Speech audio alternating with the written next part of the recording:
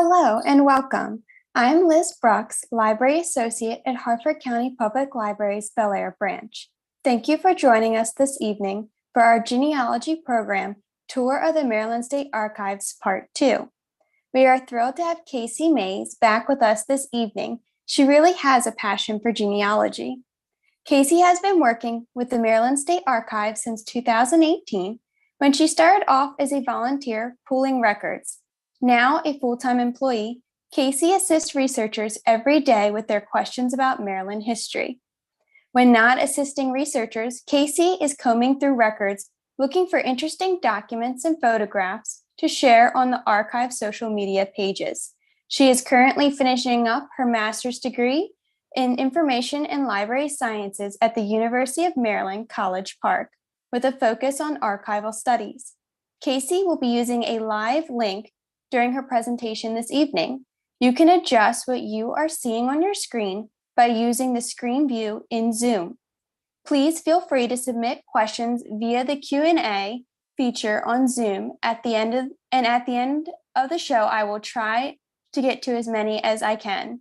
And as a reminder, this performance is being recorded and will be available at hcplonline.org for the next 4 weeks until June 7th. And now it is my pleasure to introduce Kasey Maes. Thanks, Liz. And I'm going to go ahead and share my screen here. All right, so for just a quick overview and introduction to the Maryland State Archives, we were founded as the Hall of Records in 1935, and we took our current name, the State Archives, in the 1980s. We are the central repository for Maryland's government records of permanent value for all of Maryland's counties, although the timeframes and types of records we have can vary. We also hold collections of non-government records called special collections, and which are based on donations, including maps, photographs, newspapers, journals, religious records, and more.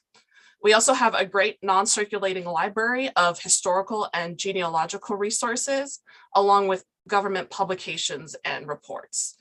So currently we have 4 floors of records at our location at 350 Roe Boulevard in Annapolis. This is where our search room, otherwise known as our reading room, is also located. We hold some modern court records for most of the counties, and our collections have gotten so big that we also have a huge offsite warehouse. So unlike Google or Ancestry.com, the Maryland State Archives does not possess a cumulative database that will allow you to perform a broad search of all our records by keyword or topic. The heavy majority of these records exist only in their original form and require separate manual searches of each individual collections for each record type.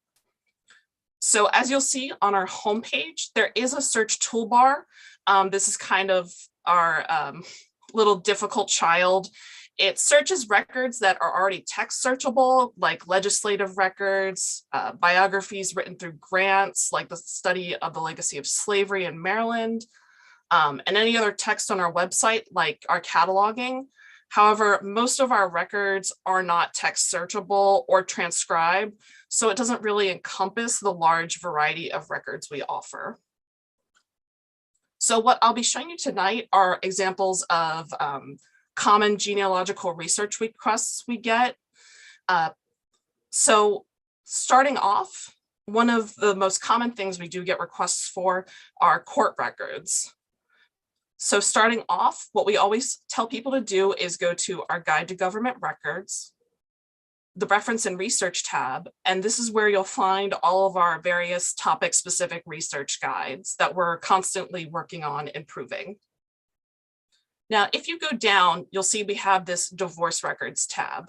One of the great things about the Divorce Records page is that not only are divorce records great genealogical records, but also because for a long time, and even currently, divorce records are considered civil records, and they were grouped together with other civil records in their indexes. So if you're looking for a specific civil record, you can come to our divorce records page to take a look at the online indexes we have available. So it's always important to note that what we have varies by county. Sometimes we have papers that go further back than our indexes. For example, in Carroll County, the index we have goes from 1928 to 1953. Oh, I should also mention civil records were noted as equity records for a while before they just switched the terminology. So you'll see the term equity and civil constantly used back and forth. So you see the index starts in 1928, but the records go back to 1837. And the index we have goes up to 1953, but the papers we have go up to 1990. Now, this is because the older the indexes, the more likely they were lost to history. This could be for several various reasons. Fires were very common, as well as just the indexes got used so heavily, they eventually just got all torn up, which is unfortunate before they came to the archives. And then for more recent records, the circuit court usually holds on to those indexes. So if we don't have the index for more recent years, you can contact that county circuit court. You can also use Maryland Judiciary Case Search, which lets you look up more recent record cases and to find those case files.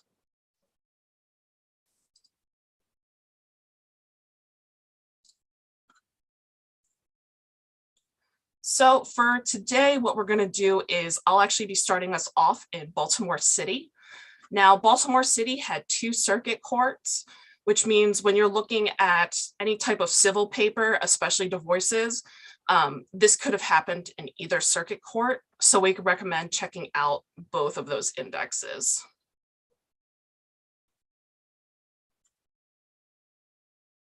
And for this one, I actually brought up, because the indexes can be a little, they're large PDF files.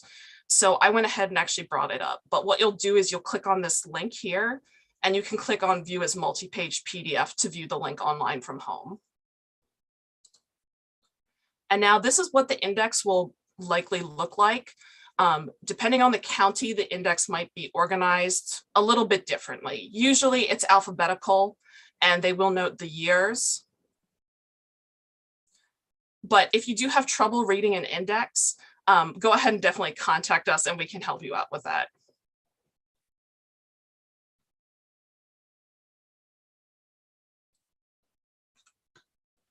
Now for today's example, what I went ahead and did was I located a divorce case.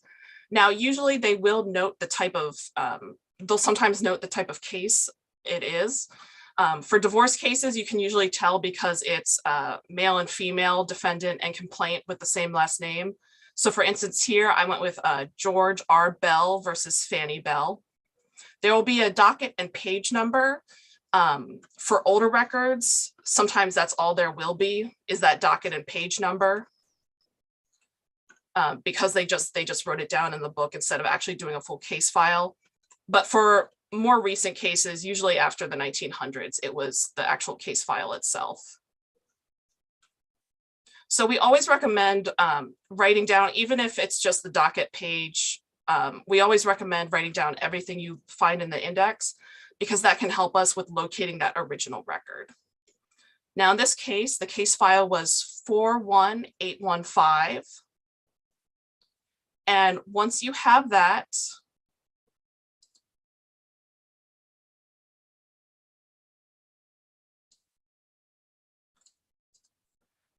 you can go back and you can come to us, obviously, for assistance with that, but you can also come back to the main divorce records finding aid page. And what you'll do is look for that time span you want. You can go ahead and click on that. And I usually like sorting by year. So that case was 1936.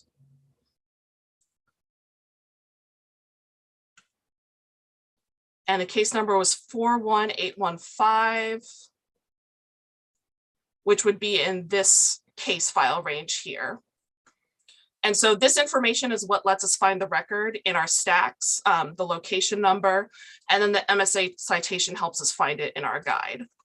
And for you guys, I actually went up to take a look at the records so I could kind of show you what it looks like. So these records have been placed into acid-free boxes. And for older case files, for newer case files, they're usually in folders and flattened out. For older case files, the way they stored them was they folded them together and then tied them up. But as you can see, it's got Fannie Bell versus George Bell. And we've got the case file number there along with the year and that it's from the circuit court. Now, in divorce case files, what you usually will find is if the divorce was finalized, there will be a decree of divorce noting when it happened and the names of the couple as well. And then also what you can find in there is the transcript of the case as it was happening. Now, depending on the case itself, what you'll find will vary. In this case, it was talking a bit about their relationship. They mentioned when they were married and where they were married. Married by the Reverend Armstead Jones, and about how long they were living together. So it's really great information for genealogical history, just kind of learning more about the couple. If you're not sure when or where they were married, this can be really helpful as well.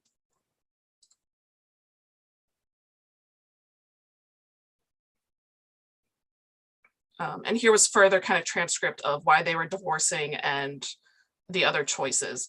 Now, you can also find some other interesting things in divorce case files. One of the odder things we came across was an actual article of clothing, a man's waistcoat that had been, for some odd reason, placed with the papers. That was a bit of an odd one. Sometimes in civil cases, besides divorces, there will be photographs of people or items. Although the waistcoat, that was a bit of an odd one that they actually had that within the papers itself.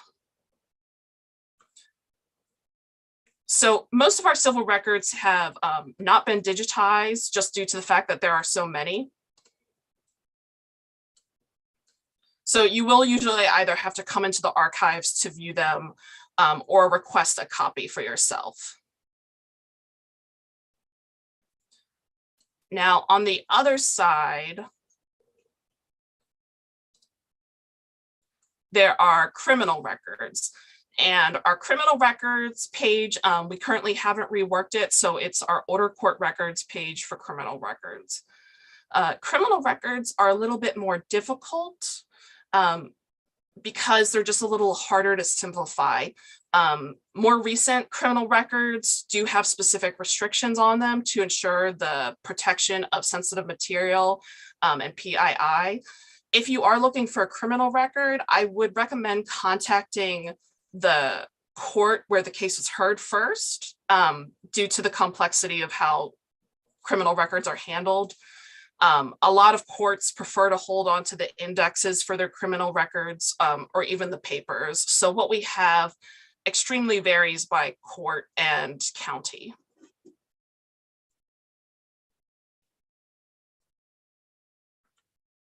So the two courts for criminal case files are the district court and the circuit courts.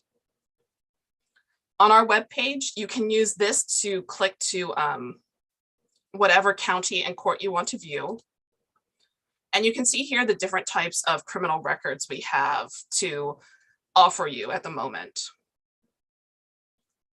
Now, on this, you'll see the middle is the records listed. And then over here, you'll see the indexes are listed. And as you can see, we really don't have extensive criminal record indexes. So what I usually get from genealogists is that they located a newspaper article about their great-great-grandfather who was arrested somewhere for something, and they want to find out more information about that case. So as a general rule of thumb, I recommend if we don't have an index for those years you're looking for, so say you're looking for a much earlier 1900s case from Baltimore City, the circuit court, you might want to take a look and see if we have a criminal docket that covers that time period. So for example, Baltimore City Our index only covers 1964 to 1968, but we do have criminal dockets that go back to 1852, which would help a lot with locating those records. And if you're not familiar with what dockets are, they're thick books with quick blurbs about the cases. The dockets sometimes have indexes in the front pages, and they can also provide case numbers if there was a case file along with the criminal docket information. What we have here is slightly more modern criminal records. There are also a handful of others. I've been doing some personal research into criminal records for a true crime presentation. And so there are things like pardon papers, if the person was pardoned, penitentiary records, arrest records. So there is a very large variety of criminal records, genealogical ones that we can offer. But due to the complexity, I would really recommend people contact us to help you kind of figure out how to use these records.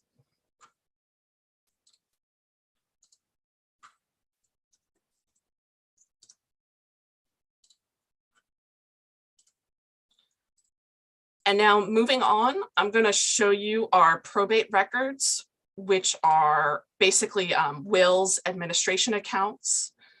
Probate records are also known as Register of Wills records, inventories, estate papers, etc. If you're not sure about the information a probate record is going to hold, we recommend kind of taking a look at our glossary to see. So we explain to you what these types of records are, as well as what they'll most likely hold information-wise. So for example, chattel records were usually personal property that didn't include real estate. These are great records for also researching enslaved individuals, which we will go over when we talk about the legacy of slavery, estate papers, etc. So if you're looking for a probate record from before 1778, it actually doesn't matter what county you click on, because during colonial times, all the probate records were conducted all probate business was conducted at the capital by the prerogative court. So all those records were grouped together. Colonial indexes were organized alphabetically by last name. So again, we recommend please kind of check everything on the index card.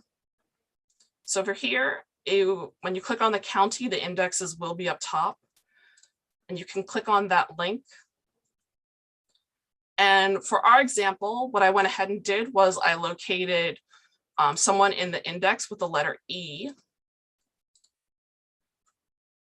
And as you can see, this index is organized a little bit differently. So this one is alphabetical. It'll show what the record is, as well as might give you a box, a folder number, and you can come to us with this information and we'll help you locate the record. So while a large portion of our probate records have been digitized and are available online for you to view from home, some of the other, I picked out wills because wills are kind of the most straightforward item to research. For this one, I picked out Henry Eads from 1727, Kent County. Liber is book 19, folio page 309. So when we go back to our main probate records page, I'm going to go down and click on the wills, which you can see are available online. Some items are currently only available on our search room computers, and it'll note that on the side there.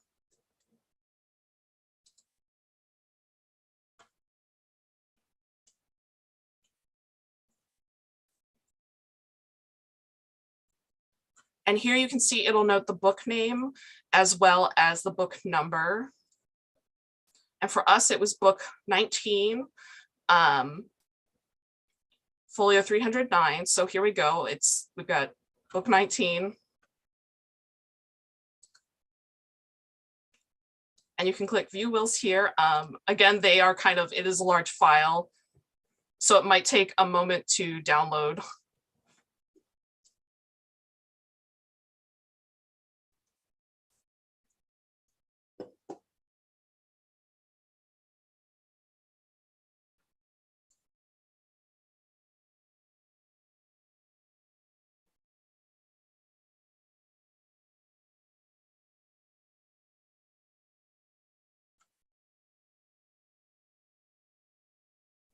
And here you can see the digitized version. I'm going to zoom out a little bit, so I hope you guys can see this all right.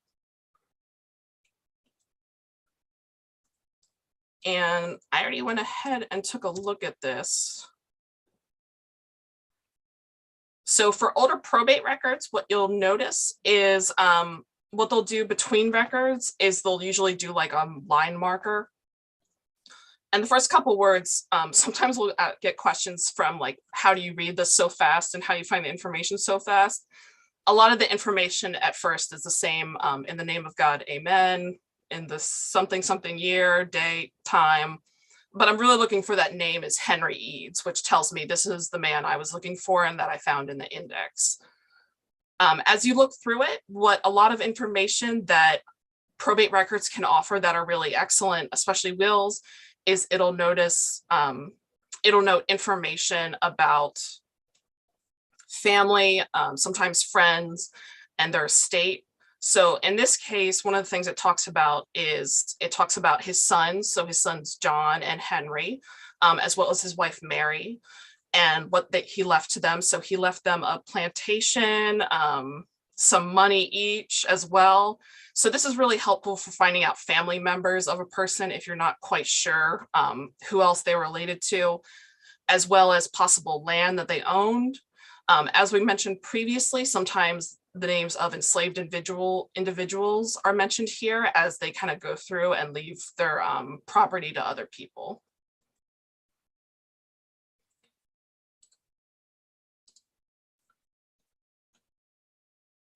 So speaking of like plantations and properties, what we'll next show you is the Maryland land records, which are also incredibly helpful for kind of locating different property that was owned by your ancestors or your family. This is our land records finding aid page. This was recently redone to hopefully be more helpful and intuitive. So for deeds, which is what a lot of people are interested in looking at, possibly, kind of going back and learning more about your house or the land your house was built on. What you want to go do is go to Maryland Land Records. And for Maryland Land Records, you will need to create an account, but it's free and you can create it at any time. Now, up on to the left-hand corner, you'll see this drop-down menu that you can use. And for this, I went ahead and looked at Calvert County. Now, one of the things I usually recommend is if you're kind of doing research on your own house, a great way to start is doing individual search, which you can just search by somebody's name. How far back the individual search goes varies by county. And if you only have an address for a property, one of the things you can do also is go to related links and click on the SDAT real property search, which lets you look up information by address. So you can find out who currently owns a property, address for the book and page of the current deed of the property as well.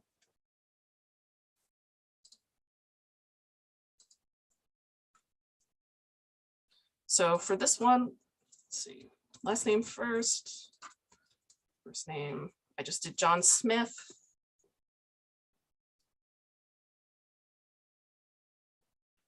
And if you scroll down, of course, we're going to get a lot of John Smiths. It'll tell you what the type of record is. So we got releases, mortgages, deeds.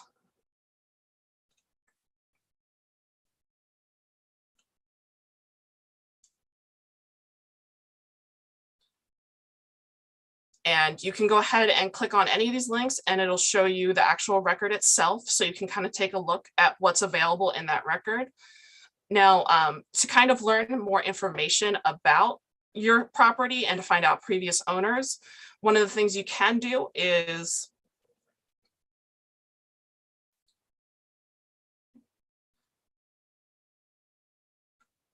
let's see where they wrote it here.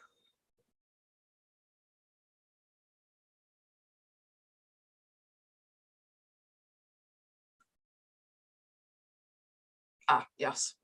So what the deeds will usually mention, and this is one of the most helpful parts, is deeds will note a previous book and page number, which is where the prior deed was registered. So that'll help you kind of jump back from deed to deed and owner to owner to learn more about the history of the property as well. So what you can do with that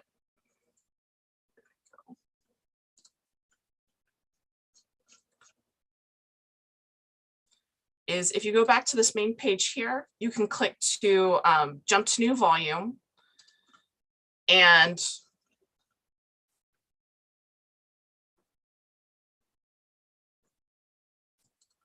going to open that in a different link so I can show you both. So one thing you want to write down is just this Liber and folio number. For this one, it was ABE 290, page 542. So that ABE is the clerk's initials. Book 290, page 542. And this will show me the previous land record that was owned before John Smith owned his house. And this is a great way of just kind of jumping back. And you can do this quite far until you hit a certain point where there likely won't be another deed mentioned. And that's about where you'll kind of be stopping for the moment. And then it gets a little bit more intense as you kind of go into those older land records. But usually most people can kind of at least get back to the 1800s through this method. So on this as well, what you'll see is if you're kind of interested in learning more about like the physical property, usually there's also a plat as well that's mentioned. Let's see.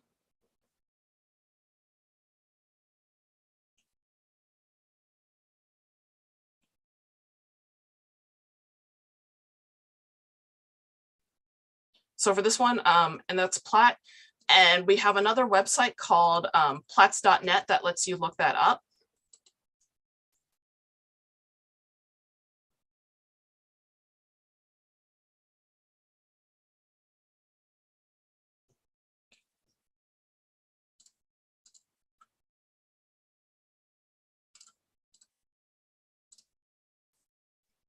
So I'll take that information and it'll be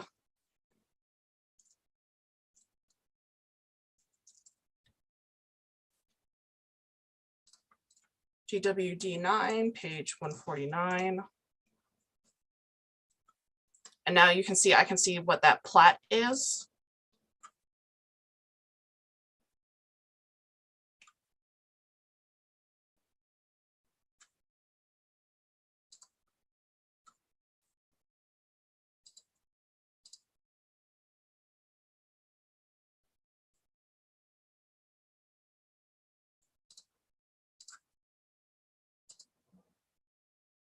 There we go, that one works.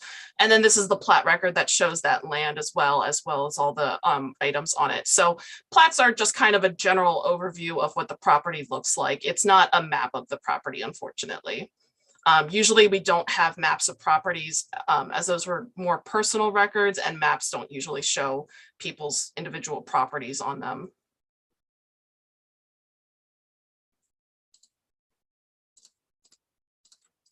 I'm going to go back here.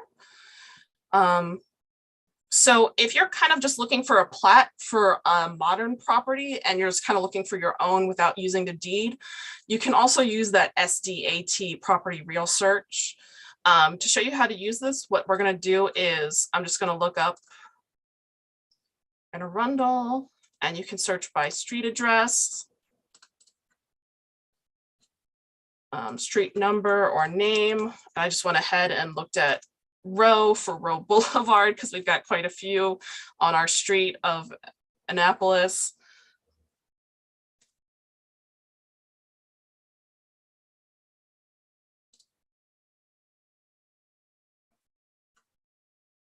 And here you can see it'll offer up different information, the address, the deed number, as well as the plat reference.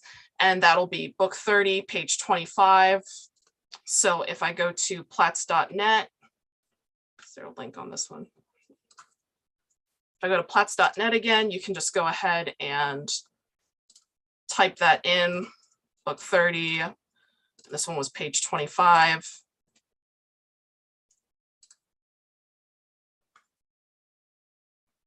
And again, you can kind of see that plat item as well.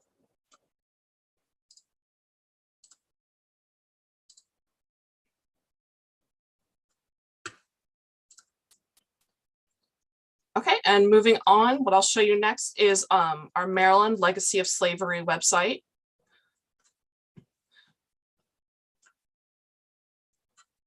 So if you're kind of curious about further details about our Legacy of Slavery project, which is an ongoing project, I would recommend kind of clicking on our overview, talking about the origins of the project, our methodologies. You can also take a look at the various records we've been using for this project as well.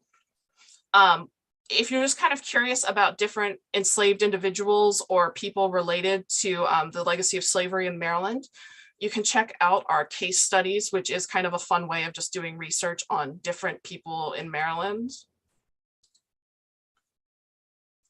So we offer different stories by county. This is also a current project that is ongoing. So it's not full yet, but we've got quite a few things. And they'll be organized by, we have fugitives, accomplices, slaveholders, and others.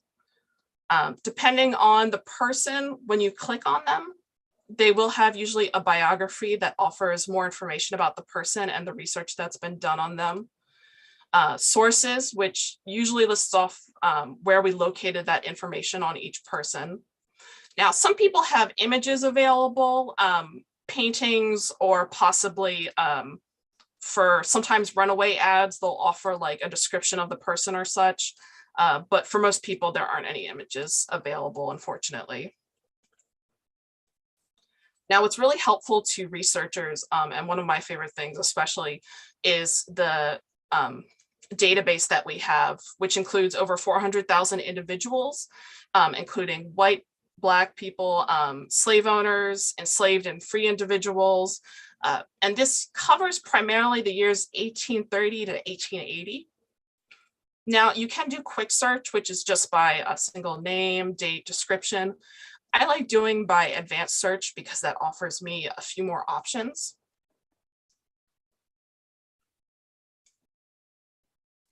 But you can also browse by collections or browse by county. If there's a specific collection you're mostly interested in, such as you're looking more into certificates of freedom, you can click on this to find people related to that certificates of freedom. Inventories, manumissions, if you're looking for specific, if you're not looking so much for a specific person, but a specific record type to kind of reference and research.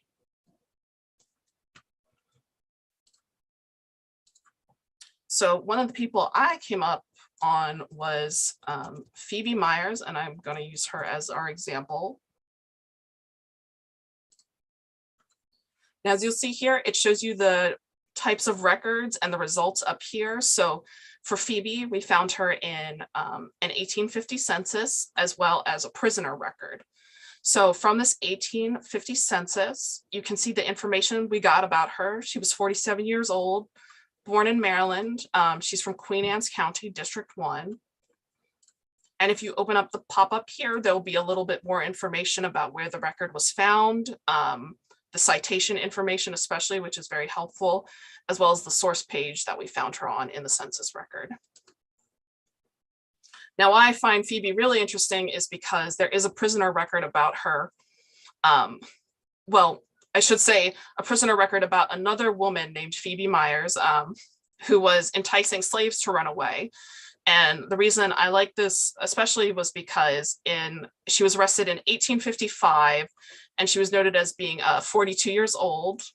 So it's most likely the same person due to the age, the place. She was arrested in Queen Anne's County. She's 42 years old, while in this 1851, she was 47 years old. So the age is right as well.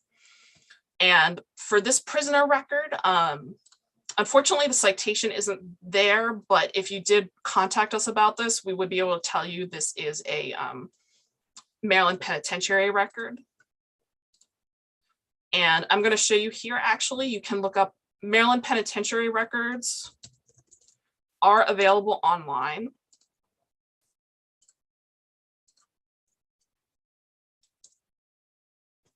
And I'm able to do this because I've been using these penitentiary records as research. So for the Maryland penitentiary records, these are available online. Phoebe in particular, because we have her prisoner number 4967, I know where to look for her because it encompasses this span of prisoner numbers. And for Phoebe, I'm hoping you guys can see this. It's a little blurry. There we go, it cleared up. And she's right over here. And that's one of the things that you can also locate in criminal records, is you can locate more information, especially about what they looked like as well, different details about the person. So it gives us her age, her race, her hair type, how tall she was. They note that she was a spinner as her occupation. There are some marks about her, but it doesn't sound, those are like if she had any tattoos or something, or scars. As well as it notes the county, what she did, which was enticing slaves to run away, and about how long she was expected to stay in the penitentiary, which was 42 years. So she was supposed to be released in 1898. It looks like, though, there's no information about her. Usually they say whether they were pardoned, their time expired, if they passed away, although in this case, unfortunately, we don't know what happened to Phoebe there. Another way of searching is some other ways you can find records here. This is another woman, Miss Charlotte Bond. She was a runaway, and actually for this one, we do have the runaway ad available. So if you click here, you can see the advertisement about Phoebe, and as well as where we've located that. So that one was located through the Commercial Chronicle and Daily Marylander.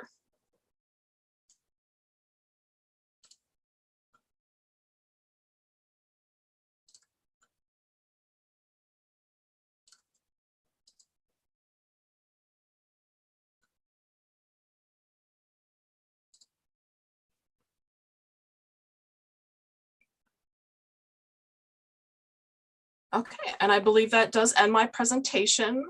So my presentation is over for now, and Liz? Thank you, Kasey. Your presentation was wonderful. We did receive some questions, so I'm going to go ahead and say the first one.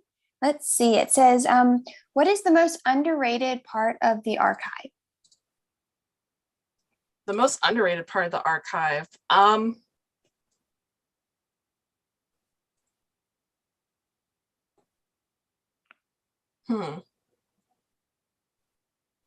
would say that is about how much information you can find from our records. There is quite a lot you can locate in each record, even if you don't realize it. For example, marriage records, older Maryland marriage records, normally only give the name of the bride and groom, but they'll also offer the name of a priest who married them. And through that priest, you can usually find religious records related to where they worked, and then you can find more information about the couple. So I'd say it's really kind of just how much information you can get from a little piece of record. Absolutely. Let's see the next one. Do you need an appointment to visit the archives? No, actually you don't. We are currently accepting walk-ins. We do recommend, if you're doing any kind of heavy, intensive research, that you make an appointment so we can kind of help prepare you for your research on site. And also, if there are any paper records in particular you want to view, then we can have them pulled for your appointment, so you don't need to wait for us to pull them while you're at the archives. Okay, and kind of along the same line, excuse me, is there currently a wait list to make an in-person appointment, or is it kind of? No, actually, so no, we the way our appointment system works is once you submit it, it gets sent to one of our archivists to look at and then work through with you. So we usually ask for maybe 2 to 3 days, but most of us get back to someone within 1 day. So there's no appointment wait list or anything. Awesome. And you just kind of answered the next question, whether you can schedule time with an archivist. So that's good to know. Well, scheduling time with an archivist. So archivists are there to help you on site. However, Okay. we're not professional genealogist researchers, so we can't exactly sit with someone and kind of work through each piece of research with them. What we do is we help you by pointing out finding aids and kind of assisting you with learning how to use our guide and everything. Okay.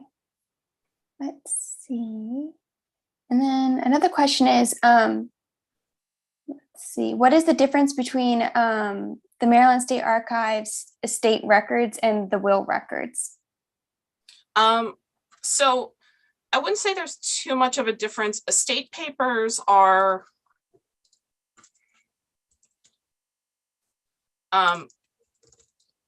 actually, yeah, there isn't a difference. Estate papers and will records are pretty much the same thing. Estate papers is just the name for the more modern records that have a larger, I want to say, I don't know how to put it, a larger encompassment maybe of what the estate papers hold, like everything together instead of just separate records for each one, if that makes sense. Yes. Let's see, next question. Will estate records at the archives be different than what is found in like a newspaper notice? If I'm hearing that question correctly, I would say it is more information than what's available in a paper notice because it gets into more specifics.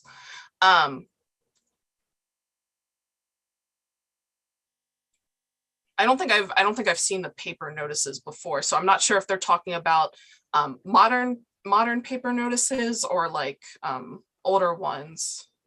So that's one of those ones where I think I'd want to discuss with the person more about what they're looking for.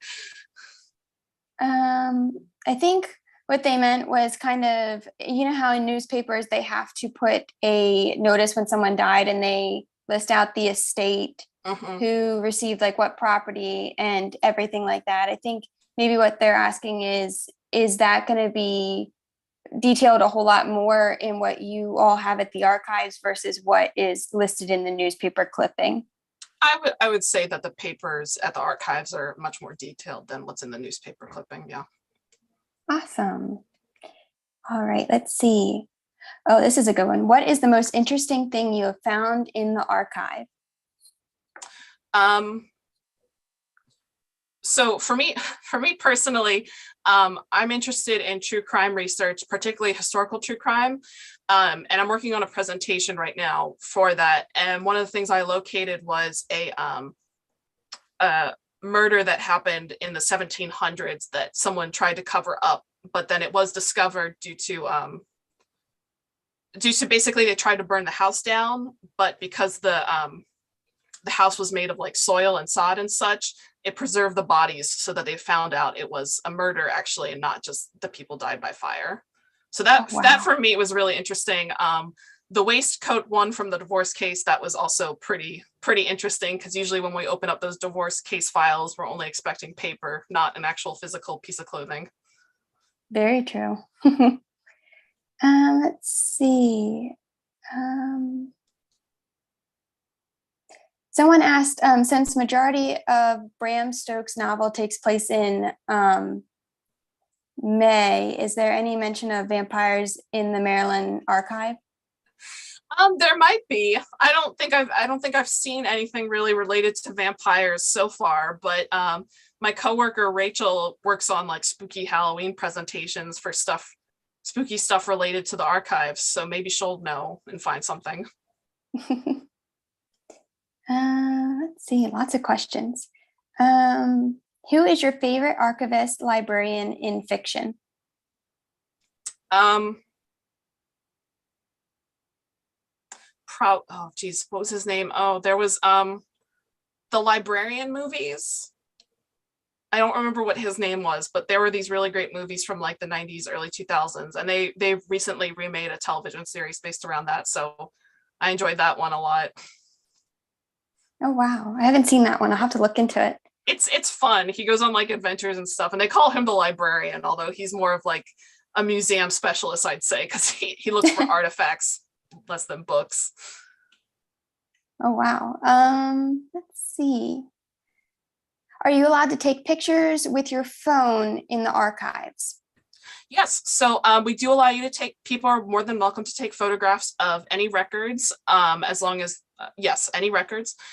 We actually just got a new scanner for people to use publicly, and we're really excited about that because we've been trying to get one of those for a while, and we just recently, it took us a while to make it kind of user friendly to get rid of just a lot of programs on it, trying to make things a little bit more complex. But yes, we've got a new scanner now, so that's really exciting for people to be able to scan records and get nice digital copies of those too. But yes, you can bring cameras and your phone in as well to take photos.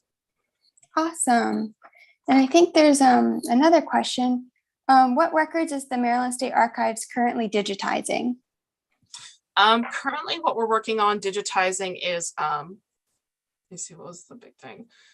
We're working through a lot of our items that were microfilmed, as well as marriage. So marriage certificates from about 1941 to 1950 haven't been digitized yet, although some of them are. So we're currently just finishing up our marriage certificate digitization. Awesome. Let's see. I'm gonna go back through the question answers, make sure I didn't miss any. Let's see. What is the address of the penitentiary records? Oh, so it's actually, what we call it is a citation. So for that one, it's, if you're interested in looking at the penitentiary records, it's SE 65.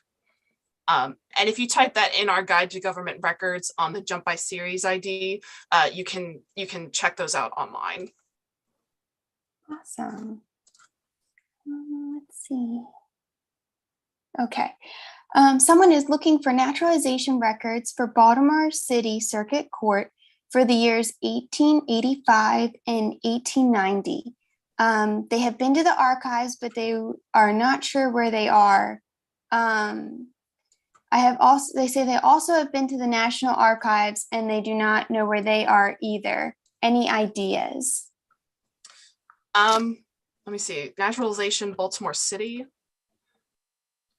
Yes, it looks like Baltimore City.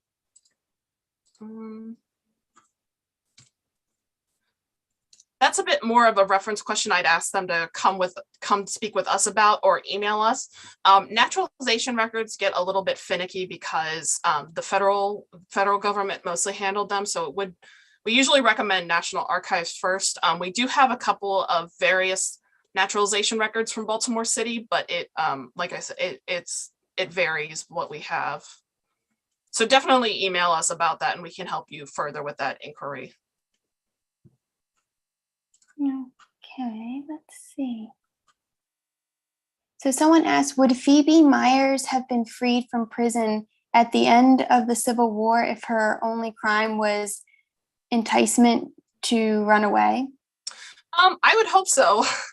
Unfortunately, the record doesn't say anything, and I haven't done any further research into her case.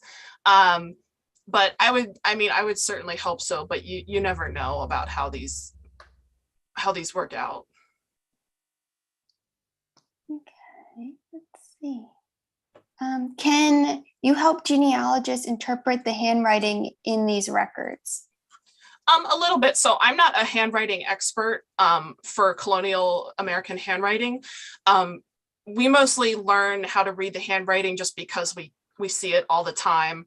And we do read through the records, but there have been cases where people will come and go, what's this letter? And we just don't know.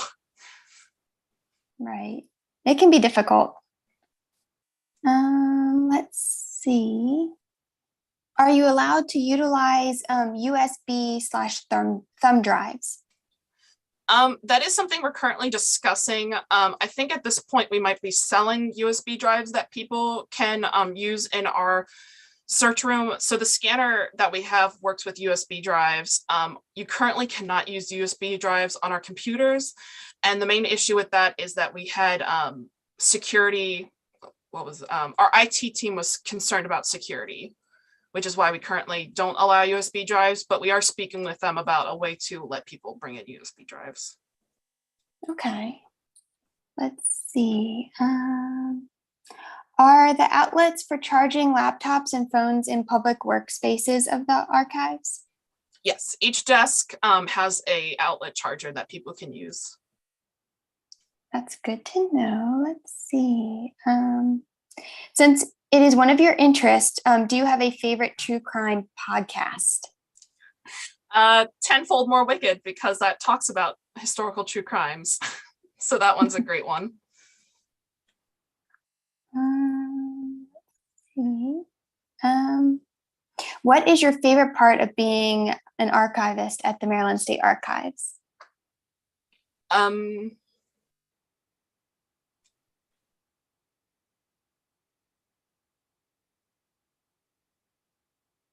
Probably getting to do, for presentations, getting to do personal interest research if they approve what your presentation is. So like I mentioned, I'm very excited to be working on this true crime presentation because it's something I'm really interested in.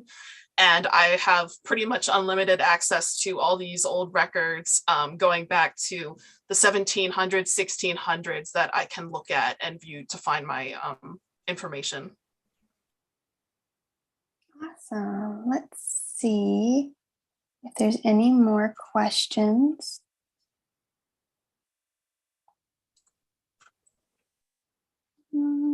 See if we answered them. I think the one that's still in there, oh, we answered. So it looks like all the questions are answered. Is there anyone else that has a question?